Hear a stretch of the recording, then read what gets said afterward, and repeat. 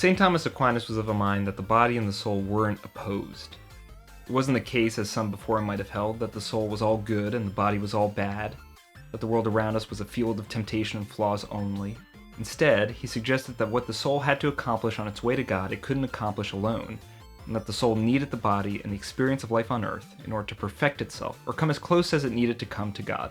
This is similar, in some respects, to William Blake's later attitude that the body was the part of the soul made visible, that the two weren't oppositional entities but actually one and the same, part of each other. I feel similarly about mini-games within games. It's not that they're distractions or oppositional to the main thrust of the game, or at least that doesn't always have to be the case. Instead, maybe it's that what the game needs to accomplish, it can't accomplish on its own, and it requires passage into different worlds and modes and moods and tones in order to accomplish what it sets out to accomplish. In fact, it may be the case in well-designed games that the mini-games can provide a window onto the true nature of the project. I love Romeo's a Dead Man, which makes a point to combine different, some may say competing or conspicuously clashing moods, modes, styles, genres, from 3D to 2D, hack and slash to quick-time cooking, space traversal to roguelike treasure trawling. But the minigame I want to focus on for what it reveals about Suda and what I take to be his main mode, or the body that he uses to get the soul where it needs to go, metaphorically speaking, is the dating game / personality quiz mechanic, which in this game takes the form of a 100-question quiz, every question of which you need to answer correctly, or else you get booted out and have to take the whole thing over again. What could a mechanic like this possibly mean? Let's just think for a moment about the fact that Romeo, romancing the nurse, who lives on the spaceship he's on in a quest to find his one true love, Juliet, and kill the alternate timeline versions of her that may or may not be destroying the multiverse, is canonically incoherent.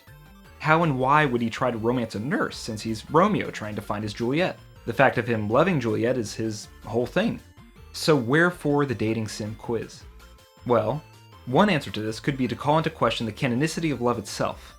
Suda seems to be suggesting that love has nothing to do with the actual relationship in question, but is in fact just the harnessing of a particular impulse or set of impulses on the part of a specific individual who has affixed that impulse or those impulses onto a single object for, perhaps, arbitrary reasons. After all, Freud himself defined love as nothing more and nothing less than the overestimation of an object's worth.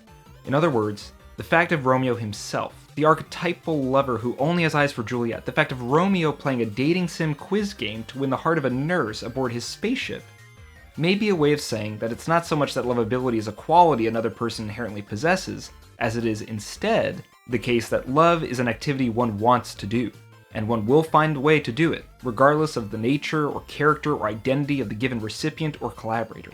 Or, in other words, if you can't be with the one you love the one you're with. So, love as a general urge, and the specific love object as an arbitrary selection. Almost like what makes someone want to play a game is some general desire to be entertained. To play is the same as to love, it's a desire to do. What it is you play, who it is you love, can vary, even within a single game or a single relationship. After all, the same way a single game can contain many games within it, the person you love can contain within themselves many different selves, styles, sides to them, many people within a person, like many games within a game. So, this is maybe the case, or maybe sketching out a possibility behind the significance of this dating game mechanic. Maybe, just maybe, all of that is part of the reason this minigame is here in the first place. But, if that's the case, another question is still unanswered. Why? Why in the world is this particular quiz so hard? In typical dating sim games, you're prompted to ask questions or provide responses that will endear you to certain characters who strike your fancy, and each character possesses a different personality such that the right answer, or right question, will vary based on who it is you're addressing. So it's up to you to reason out what a particular character's preferences are through trial and error. It's expected that you'll occasionally ask or offer the wrong thing to the wrong person, but you'll thereby learn for next time. These characters in these games generally have coherent personalities, and you can make deductions to complete your picture of a person. For instance, if someone loves the snow and sports, you can reason that they may enjoy the activity of ice skating or sledding. If someone is a bookworm and shy, you can reason that they'll enjoy the gift of a book. But the dating sim quiz in this game is based on unreasoning. It's based on a staunchly random, nonsensical outlook. Really, the only thing you can do is memorize each answer for each question. which really have nothing to do with what an actual person may reasonably want or be like, and has nothing to do with ordinary human behavior, and nothing to do with how any world actually works. The fact that you're so egregiously punished for the slightest mistake, given that there's no way you could possibly know all the answers or guess all the answers your first time around, and given that there's 100 questions here to brute force, charge at a brick wall your way through, all of that is, first of all, funny. And funny the way Bennett Foddy, maker of Getting Over It, says games should be funny. It's funny when it activates a fail state. It's a mini game that makes a fail state funny. So, just to look at this with a hermeneutically generous eye for a moment, this is also maybe Suda saying that the pursuit of love, in addition to just being an articulation of an impulse on the lover's part and not based on or even really regarding the true value or identity of the love object, this is also maybe Suda saying that the pursuit of love, in addition to all of that, is 1. Difficult. 2. Time-consuming. 3. Unfairly punishing of the smallest mistake which anyone could have made and which nobody could have not made. And 4. Love is funny in its fail state. Oh, and most important, 5. That love is unreasoning. Now, unreasoning, by the way, can be a wonderful quality.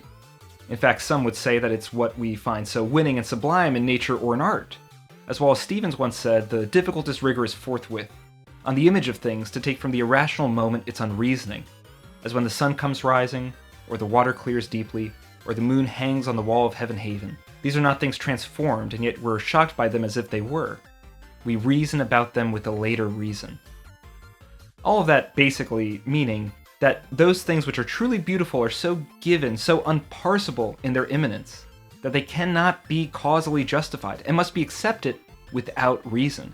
They surpass argument. Love, maybe too, could be seen in that way. I also want to note something, which is what love has in common with art making. This idea of both being unjustifiable and driven by unreasoning, something beyond what can be explicated. Randall Jarrell, who died on my birthday and was a wonderful literary critic, in a review of Wallace Stevens said, "Yeah, this guy's later poems aren't any good, but I can say that because this guy's written some of the best poems of the century, and his best poems are going to live forever. Besides, he can't really control when he writes something good and when he can't. Writing isn't an art or a science."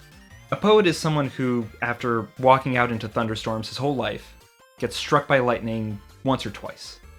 And if he gets struck by lightning a dozen times, he's great. This has a lot in common too with what Socrates says about art and artist in the dialogue Ion, where he basically says that artists, or those who create anything at all, are not more intelligent or savvier or anything more than anyone else. They're just, for that moment, instruments of God, channeling inspiration from above. Now, doesn't that sound a little familiar? A little bit like the muse inspiring a poet is like Cupid firing an arrow into a lover's heart, making them love whoever they see.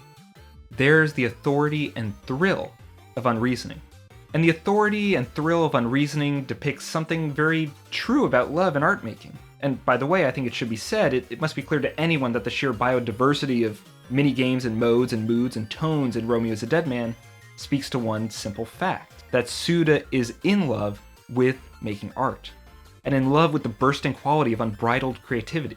For him, love and art making may both be unreasoning endeavors, fated to frequent funny fail states, but they are also, maybe to him, a connection to something divine, some unreasoning authority that renders life sublime and given.